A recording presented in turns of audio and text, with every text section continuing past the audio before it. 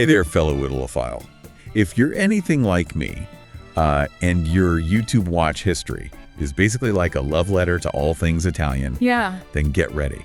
Because today's deep dive is going to be right up your alley. Definitely. We're going behind the name everyone knows, Maria Montessori, to uncover the woman who really sparked a global education revolution. Yeah, it's amazing. Get ready for a glimpse into her world. Yeah, okay. A world where kids weren't just students. Right. They were like the architects of their own learning. I love that.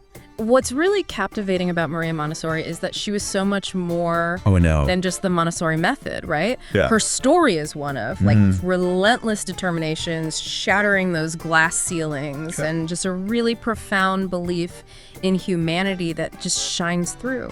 And speaking of, chapters, hers begins in Italy in 1870. Right. A time when women's roles were, yeah, it was a different time. Let's just say a bit more limited than YouTube influencer or astronaut.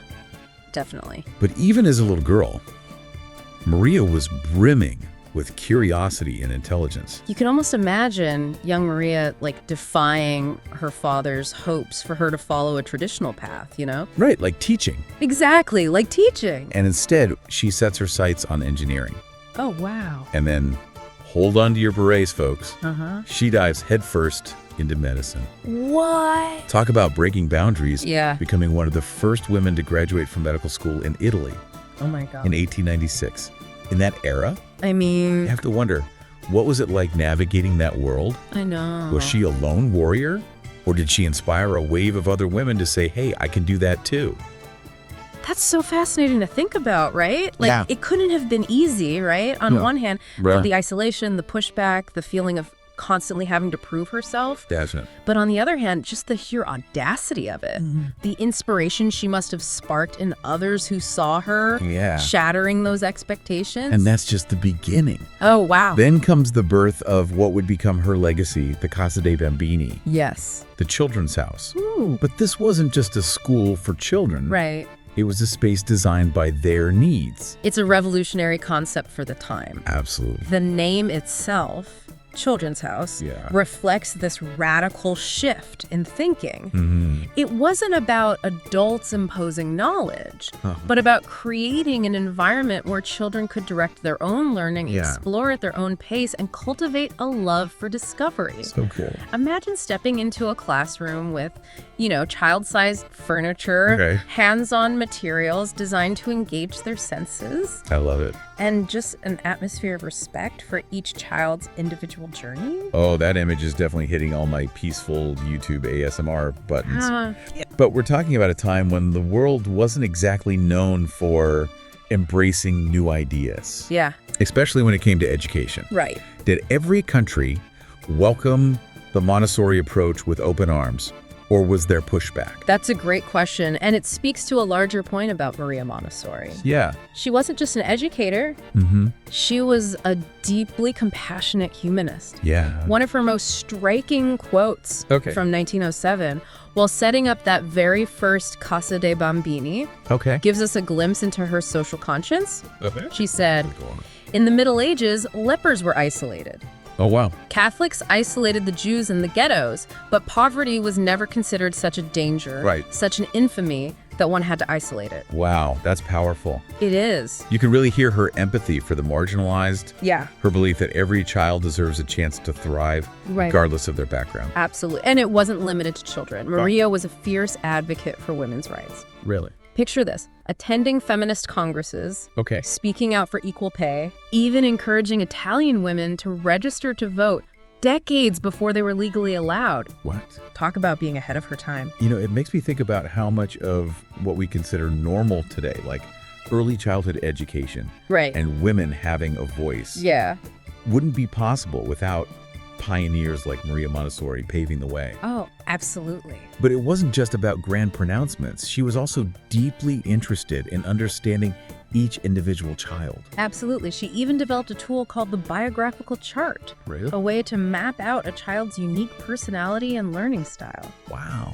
It wasn't about stuffing facts into their heads, No. but about nurturing their potential. Right. Recognizing that each child is on their own path. Okay, so we've got this image of Maria Montessori, the brilliant barrier-breaking educator and social reformer. Yeah. But then, as often happens in history, the world throws a curveball. Oh, no. Enter the rise of fascism in Europe, a dark chapter that would test her principles like never before. It's a stark contrast, isn't it? Yeah. You have this woman dedicated to peace and human potential, suddenly facing the rise of one of history's most oppressive ideologies.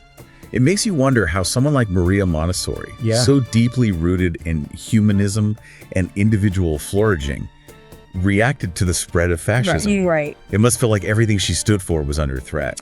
And you'd be right. Imagine the turmoil, the sense of urgency, right? Remember, she was forced to flee Italy in 1934 because of her outspoken opposition to Mussolini's regime. Wow. This wasn't just like a theoretical disagreement. Right. It was a direct threat to her safety and her work. So she had to leave behind everything she'd built, her home, her schools, all because she refused to compromise her values. That's a level of courage that's hard to fathom. It really is. It speaks volumes about her character. You know, she could have stayed silent, right? Perhaps even collaborated with the regime to protect her work. Right. But for Maria Montessori, silence wasn't an option. No. She believed that true education was inextricably linked to peace and justice. Wow. And that conviction led her to develop something called peace education. Exactly. And this wasn't just about, like, conflict resolution. Right. It was about instilling in children a deep understanding of interconnectedness, empathy, and respect for diversity. It was revolutionary for its time. It really was. Think about it. Yeah. In a world on the brink of war, here's this woman saying, hey, kids can be agents of peace. I love that. It's like she saw this light in the darkness and believed that children could be the ones to carry it forward. It reminds me of one of her most powerful quotes. Oh, yeah. Establishing lasting peace is the work of education. All politics can do is keep us out of war. She wasn't naive about the realities of power and conflict, but she believed that education could plant the seeds for a more peaceful future. And this brings us to another fascinating aspect of her work, the concept of cosmic education.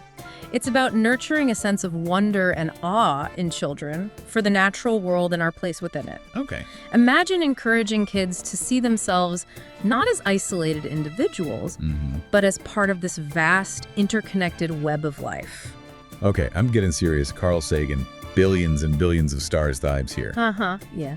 But how did she translate this grand vision into practical classroom activities? Think like hands-on exploration, nature walks, learning about different cultures and ecosystems. Oh, cool. It was about helping children understand that delicate balance of our planet and the responsibility we all share for its well-being. So in a way, cosmic education was about preparing children to be not just citizens of their own country, but citizens of the world. Precisely. And this global perspective was at the heart of everything Maria Montessori did. Yeah. She believed that true education transcended national borders, and that children had the potential to be these bridge builders, connecting different cultures and fostering understanding.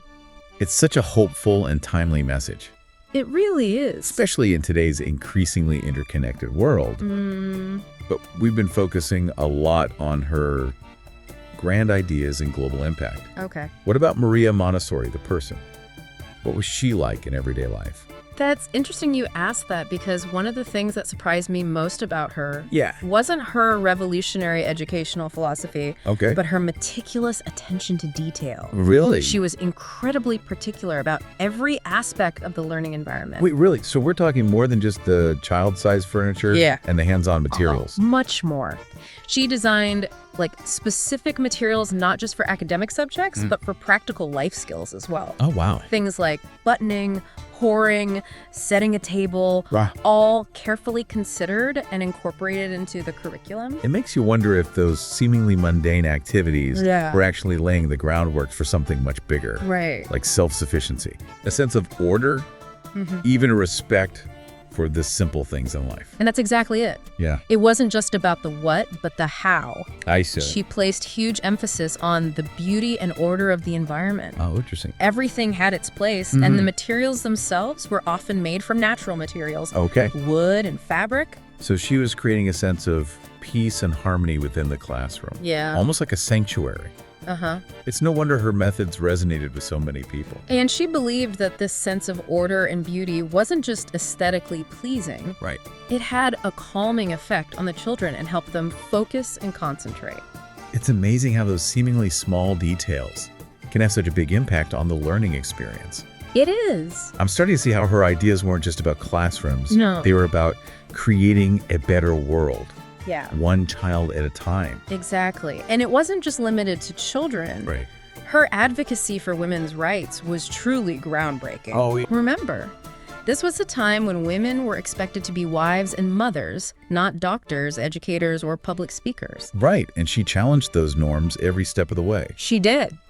What kind of impact do you think that had on the women around her? You can imagine how it must have resonated with women who were yearning for something more. Yeah. For the chance to contribute their talents and intellect to the world. Like a silent revolution? Yes. Empowering women to realize their full potential. Absolutely. And that message of equality and empowerment continues to inspire women today. I bet. She showed them that they could achieve anything they set their minds to. Yeah. Even in a society that tried to hold them back. Speaking of messages that still resonate, Yeah. her dedication to peace seems even more relevant in today's world. It does, doesn't it? What do you think is the most important thing people today can learn from her commitment to peace education?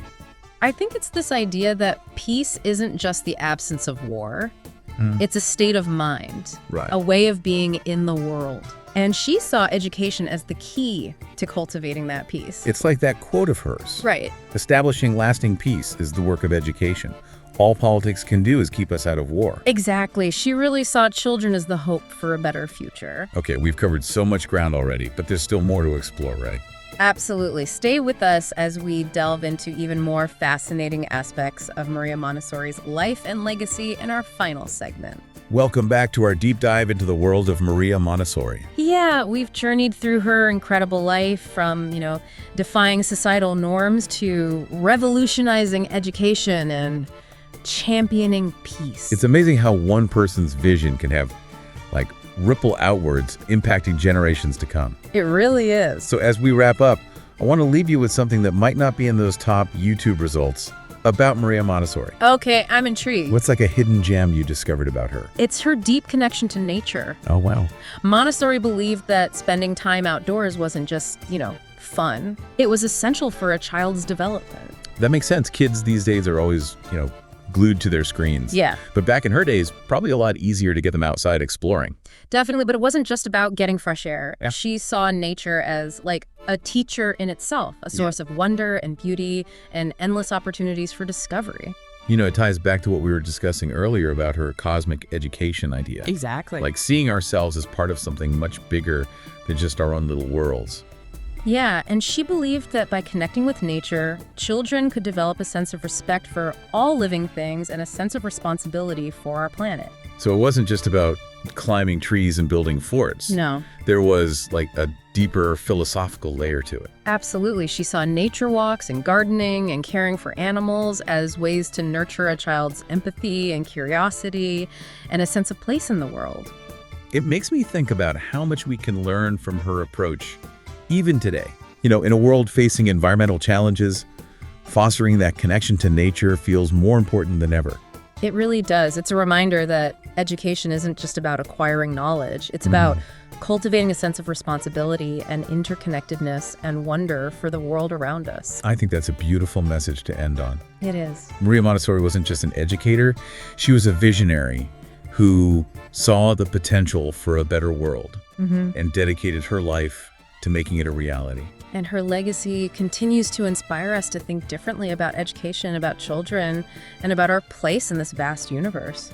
Well, if you're feeling inspired to learn more, there's a wealth of information out there, especially on YouTube. Absolutely. You can find documentaries, interviews, even virtual tours of Montessori schools. So dive in and explore the world of Maria Montessori. Yeah. Who knows, you might just discover something that sparks your own inner revolutionary. That's a great way to put it. And thanks for joining us for this deep dive. Yeah, it was a pleasure. Be sure to subscribe to the channel for more fascinating explorations of history's most influential figures. And don't forget to check out the show notes for links to all the resources we mentioned. Until next time, keep those YouTube tabs open. And keep exploring the world with curiosity and a thirst for knowledge.